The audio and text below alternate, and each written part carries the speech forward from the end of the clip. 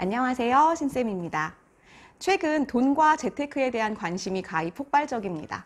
주식, 비트코인, 블록체인 등등 새롭게 나온 말들도 굉장히 많고요. 많은 사람들이 어떻게 하면 돈을 벌 수 있을지 관심을 가지고 있는 것 같아요.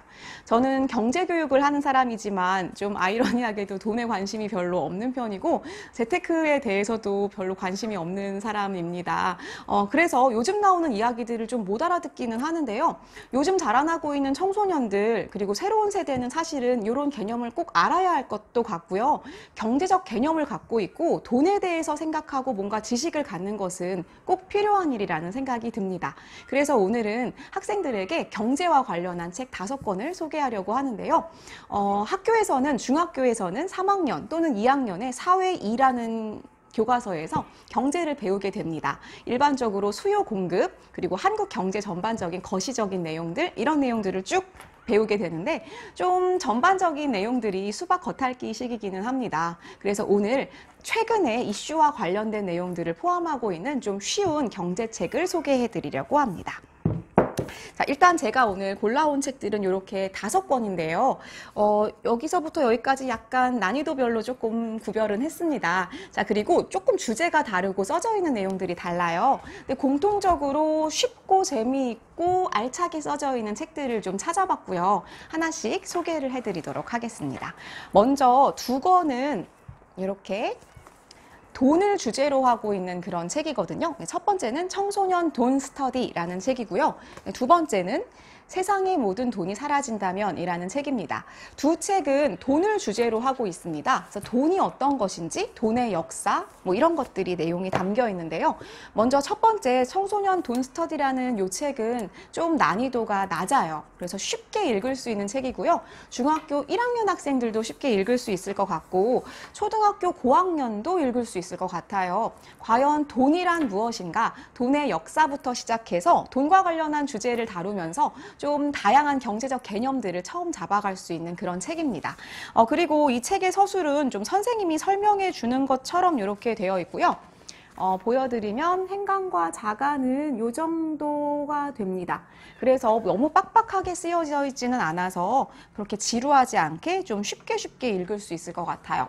돈이라는 것을 왜 배워야 하는지, 돈이라는 게 어떻게 생기게 됐는지, 그리고 최근에는 어떤 돈이 나타나고 있는지, 금융에 대한 지식들, 그리고 주식이나 투자 이런 것들이 뭔지에 대해서도 친절하게 설명이 되어 있는 책이에요.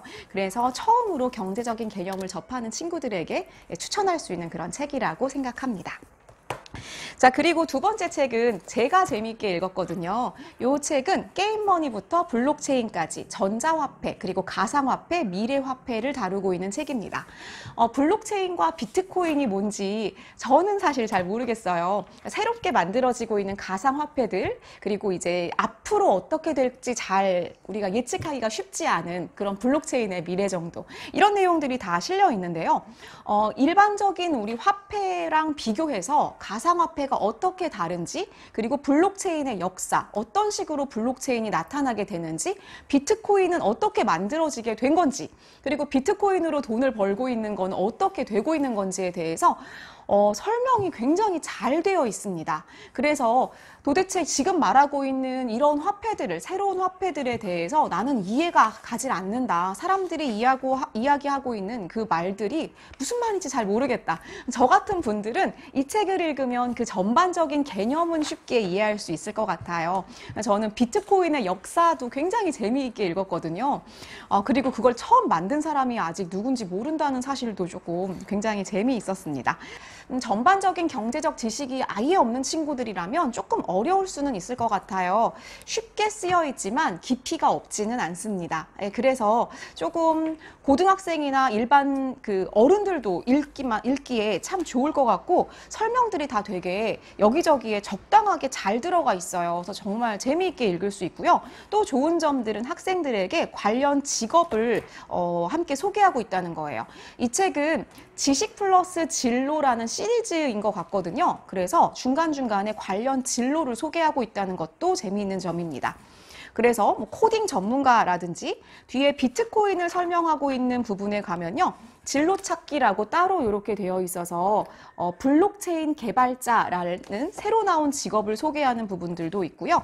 또 암호화폐 트레이더라는 직업을 설명하는 이런 내용들도 저 되게 재미있게 읽었어요. 자, 그래서 비트코인 또는 뭐 새로운 다른 화폐들, 뭐 한계, 문제점 뭐 이런 내용들도 들어가 있는데요.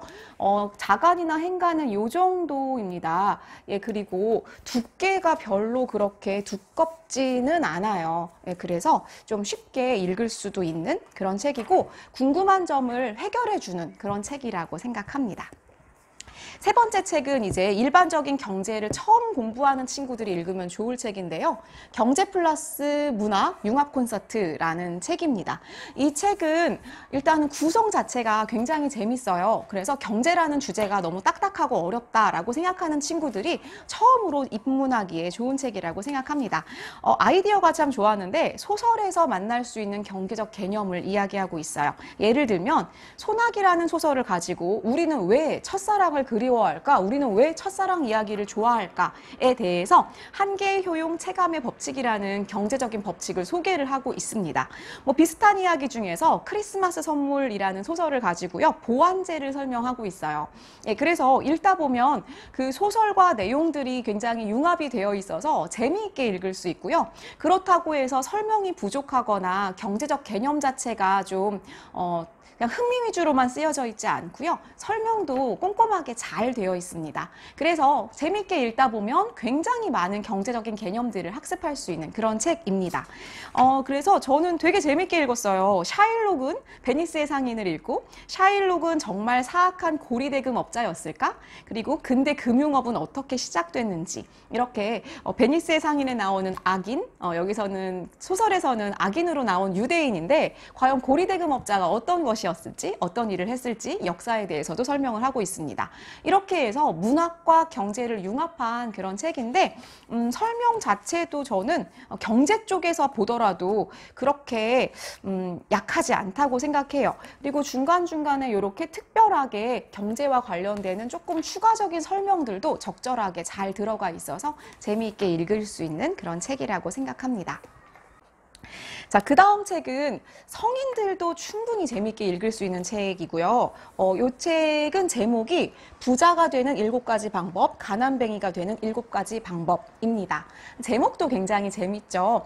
부자 아빠, 가난한 아빠 이런 유명한 경제 책이 또 있고요. 또 부자의 경제학, 뭐 빈자의 경제학인가? 저도 있었던 것 같은데 그런 책하고도 좀 뭔가 제목이 일맥상통한다는 그런 느낌이 들었는데 생각보다 더 재밌어요. 표지도 되게 재미있게 생겼는데 일단 이 책은 저자의 좀 뜻이 담겨 있어요. 저자가 지금 이렇게 세계화되어 있고 전 세계적으로 부자와 가난한 사람의 편차가 정말 커지고 있잖아요. 국가별로도 빈부격차가 심하지만 한 국가 안에서도 굉장히 빈부격차가 심해지고 있는데 이 세계화로 인한 가속화에 대한 이야기들을 비판적인 시각에서 쓰고 있습니다.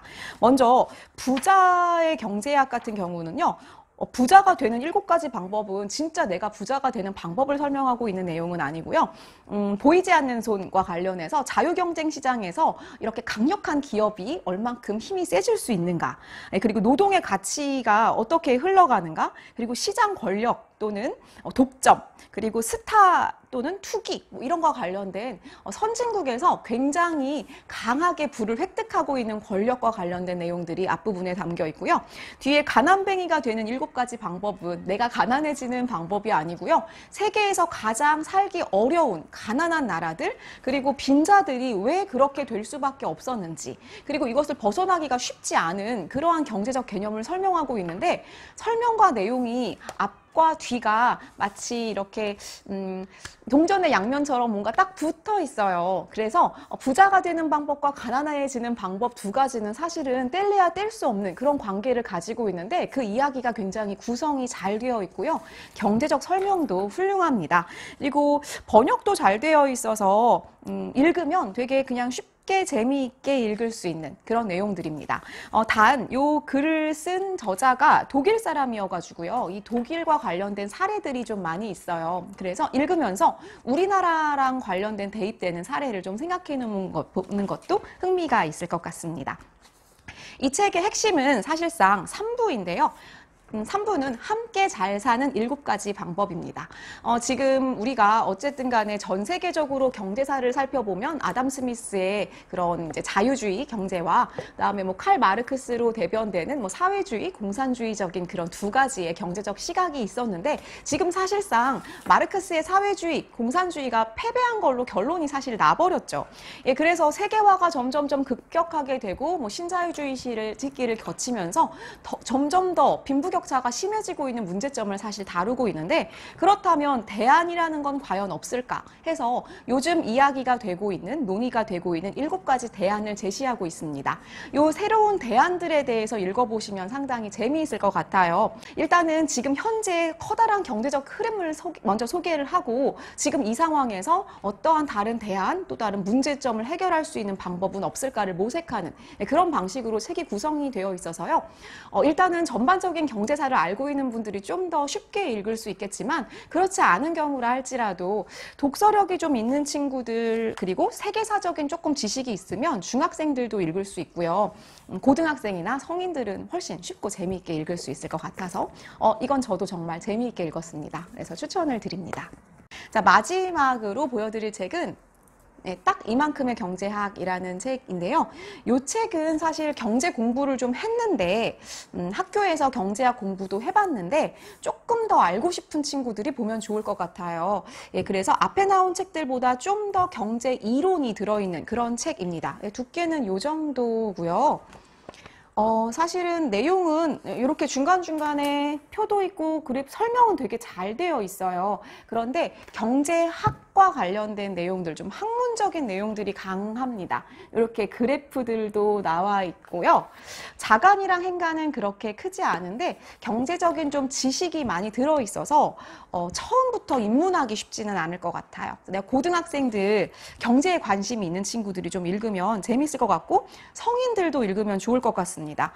제목이 최소한의 경제학이라고 되어 있는데요. 경제학에서 다루는 그런 중요한 이론들이 거의 다 들어있어요. 그래서 빨리 경제학 관련한 내용들을 알고 싶은 분들께 굉장히 효율적인 그런 책이고요. 짧게 설명이 되어 있기 때문에 막 깊이 있는 내용을 원하면 좀 적당하진 않을 것 같아요. 하지만 경제에서 이야기하는 여러 가지 단어들, 뭐 과시적 소비라든가 정보 비대칭성, 기대 효용, 뭐 게임 이론 이런 내용들이 거의 빠짐없이 다 소개가 되어 있기 때문에 좀 개념들을 빨리 훑어보고 싶다 이런 분들께는 그래도 되게 친절하게 설명이 잘 되어 있는 그런 책이라서 추천을 드립니다. 이렇게 해서 5권의 책을 소개를 드렸고요. 약간 이제 순서로 보면 좀 쉬운 순서, 돈에 대한 책 2권, 그리고 경제학 관련한 입문서 이렇게 3권을 추천을 드렸습니다. 우리가 좋든 싫든 간에 돈에 대해서 모르고는 살 수가 없죠. 예, 그래서 우리가 이제 좀 청소년들, 어른들도 마찬가지인데요. 경제와 관련해서 내가 알고 있는 것과 모르고 있는 것은 정말 천지 차이일 것 같아요. 그래서 어려서부터 경제적 개념에 관심을 가지고 돈에 대해서 관심을 가지고 뭔가 책을 좀 읽는 그런 경험이 꼭 필요할 것 같아서 오늘 책을 소개해봤습니다. 지금까지 봐주신 분들께 감사드리고요. 다음 시간에 또 뵙도록 할게요. 감사합니다.